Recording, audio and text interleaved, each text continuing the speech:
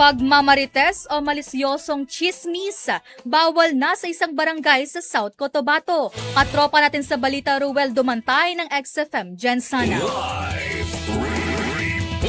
Report. Ipinatupad na sa Barangay Landan, Pulumulok, South Cotabato ang isang ordinansa laban sa pagpapakalat ng malisyosong chismis o pagmamarites, maling impormasyon at mga kwentong walang sapat na batayan na maaring magdulot ng alitan sa komunidad. Ayon kay Barangay Kagawad Joey Salazar Mengito, may akda ng Barangay Ordinance No. 8 Series of 2026, maraming reklamo sa barangay na nagsimula sa mga kwentong ipinasapasa hanggang sa humantong sa mas malaking alitan. Anya, malaking oras ang nauubos ng mga opisyal sa barangay sa pag-aayos ng mga away na maaari sanang maiwasan kung hindi agad ipinapasa sa ibang kapitbahay ang mga kwentong narinig mula sa isang tao. Sa ilalim ng ordinansa, pamumultahin ng 1,000 pesos ang unang paglabag habang 1,500 pesos naman para sa ikalawang paglabag at maaari ring atasan ang lumabag na humingi ng paumanhin sa pamamagitan ng social media. Nilinaw naman sa ordinansa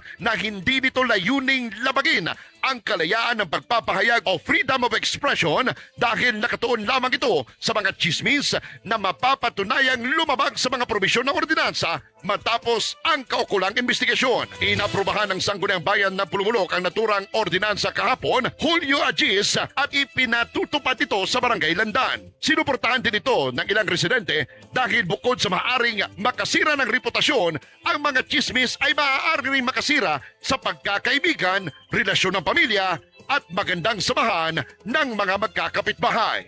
Sa ngayon wala pang formal na reklamong inihain sa barangay mula nang maaprubahan at ipatupad ang naturang ordinansa. Mga katropa, iwasan ang stress at alta presyon mula sa mga hindi kinakailangang chismis. Alagaan ang kalusugan gamit ang Santon Plus Gold. Santon Plus Gold, ikaw lagi ang una. Mula rito sa General Santos City, para sa nagkakaisang Pilipino para sa Pilipinas, ito si katropang Ruel Tumantay, XFM News.